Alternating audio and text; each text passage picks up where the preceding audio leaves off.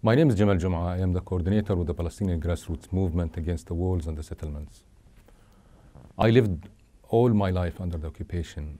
53 years now since the occupation, since Israel occupied Palestinian areas in West Bank and Gaza Strip. During this 53 years, they started from the first day of the occupation to colonize the Palestinian places, the Palestinian areas, the Palestinians' land, cities, villages. In 2002, Israel came with the wall project. What is the wall? The wall is the biggest Israeli construction project to control the Palestinian people and to cement and to frame the colonial apartheid system that we're witnessing now. 800 kilometers of walls that has been encircled the Palestinian villages and cities, dividing it into 3 parts, with so many enclaves that has been isolated here and there. That in a way or another, when you look at the map of the wall, it's isolate all the Palestinian resources. It's just blocked and encircled the Palestinian residential areas in the cities and the villages in the West Bank. Gaza has been circled also by a wall of 65 kilometers all along the borders, which blocked from the sea, that turns Gaza Strip into the biggest open-air prison in the world. In 2017, Donald Trump came to the power. By this time, Israel almost finished its colonial project in the West Bank. So when Donald Trump came and immediately started with what he so-called the deal of the century. It is not the deal of the century. It is the biggest theft of the century that the Americans want to legalize. They try to, they recognize Jerusalem as a capital of Israel, and they move their embassy there. By this, what they try to do is to liquidate Palestine issue. And this is all against international law, contradicting it totally. Right of return, ending the occupation, ending the colonies. This is part of the assured rights for the Palestinians to end the occupation and the Israeli occupation. Then after that, it ends with what's so-called the annexation map, which is based on the deal of Trump.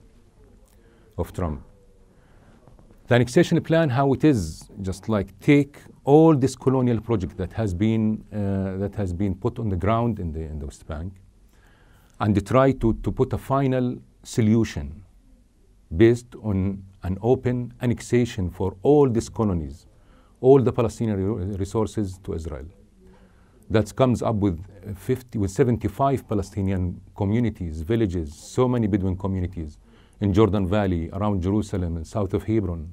What's bring common between the Palestinians' life everywhere, in Gaza, in Jerusalem, in West Bank, North, Middle, South, is the stress, is the uncertainty, is the fear from the future, fear from other expulsion, fear from being killed, from being jailed, from their home being destroyed. Maybe this is not the case in destruction of homes in Gaza because they are not inside there, but except bombing, like what happened in 2008, 2014, where they bombed like houses by fighter jets, which is until now over 10,000 houses, families is until now without any houses. In the streets everywhere, the cameras, police, hidden intelligence. They are chasing you everywhere with all the institution of the Israeli criminal state. Just from 2015 until now, 7,000 children have been jailed. Why to jail the children? Children being jailed to destroy the possibility of these children to be able to stand up for their rights in the future, to create a defeated generation. That's what they're aiming to do. When they go to school, they're just like looking behind and all the sides to see if there's soldiers or police or intelligence around. Yesterday, on one of the checkpoints in Jerusalem, a Palestinian youth has been shot dead. Why? Nobody knows. What come to the mind of the soldiers that he decide just to end the life of this man? This is the case that happened so many times in the West Bank, in Jerusalem, around what's so-called checkpoints. Checkpoints is killing. Checkpoints is humiliating. Checkpoints is dehumanizing the people. You just like want to kill them, to kill their spirit, to make them despair of their life. The same in the West Bank, where this over 600 blocks, road blocks and checkpoints that's over there, that wherever you go, you have to pass one of them, where you don't know how it goes. Your heart became beating highly when you come closer to the checkpoint. Because any wrong move, it will give justification maybe to shoot you, if minimum not to arrest you and to beat you in front of the people. This life that the Palestinian people is continue, and I said, it is since 53 years we are going on.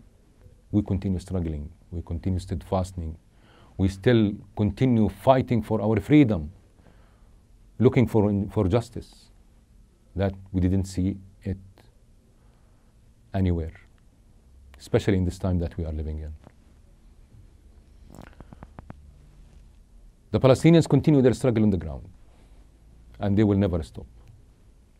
Today, Maher al-Akhras, a Palestinian prisoner in the detention, who was 103 days in hunger strike. The Israeli forces forced to release him from the jail after 103 days of struggle and steadfast and being without food and water all this time until he won his battle.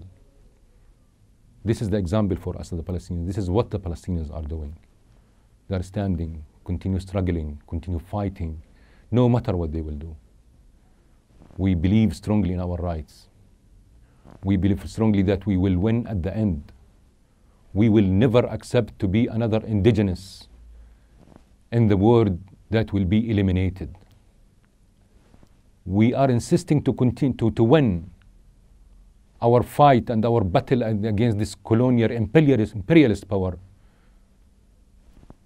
to victory, not just for the Palestinians, but for all those who, like us, in the past decades, centuries, who were there genocided, who were they killed, who were their land has been raped and taken from them, and they are living in the reservations, which we believe that they will not die. Their cause will not die. And these people, one day, they will have justice. But justice, it can't be given to any people. It's taken by struggle, by fighting, by standing up. Don't give up. That's what we are trying to do as a Palestinians. That's what we are doing, and that's what other peoples around the world are doing. We saw what happened in the United States, where the people stood against racism, demonstrating in thousands, hundreds of thousands in the streets. This is part of the international human struggle that didn't start even with South Africa when they won over the apartheid regime in South Africa. It continued. But one of the most important that needed for people's victory is to stand up with each other, to stand in solidarity with each other. All of us in the world, we stand up with South African within their struggle against the apartheid regime, and they won at the end. Their winning is not just for them, for all of us, for all of peoples who are struggling for their fight, for their rights, and for justice. We Palestinians continue. We need the support, we need the solidarity from all of the people all over the world. And we are happy even how people around the world is in solidarity with the Palestinian people, no matter how bad the situation is. Nobody how Americans, particularly the American government regime as the leading of the imperialist world, is against us. And Israel is their cornerstone. So we are fighting not just the Israeli power, but as well a huge imperialist powers in the world that backing Israel. If we see the problems that people in Libya, in Yemen, in Iraq, in Syria, in Bolivia, in Mexico, in United States, in Africa, They are facing the same. We are facing the same enemy.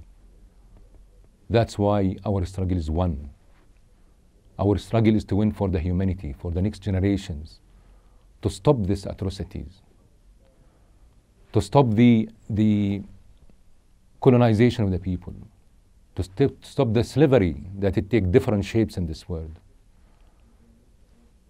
to ensure freedom for people, to live all in equality. That's when we talk about justice to everybody.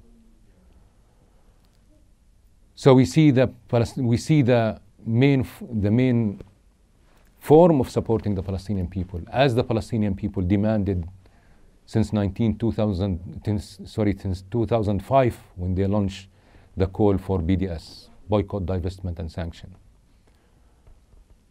And we saw the solidarity around the world supporting this call. And we saw how many initiatives of boycotting either companies that complicit with the occupation or Israeli companies around the world from all kind of work, from art to economy to infrastructure, building companies that building infrastructure in the occupied land, to every part of the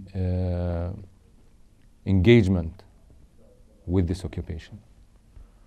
So this is the main form of solidarity that we see. We know that it's effective and efficient and put a real pressure on Israel. It's not appealing to the United States or appealing to the United Nations. We as a people will force at the end the United Nations to take the right position. We at the end as a people will force these governments to stop supporting this colonial apartheid system. All together we will win. And I'm sure sooner or later, my people will be free. Sooner or later, the misery of the Yemenis people will be ended, finished. The Libyan, the Syrian, all those people who's oppressed and who's killed every day, they will be free. But we need to stand up with each other. Thank you.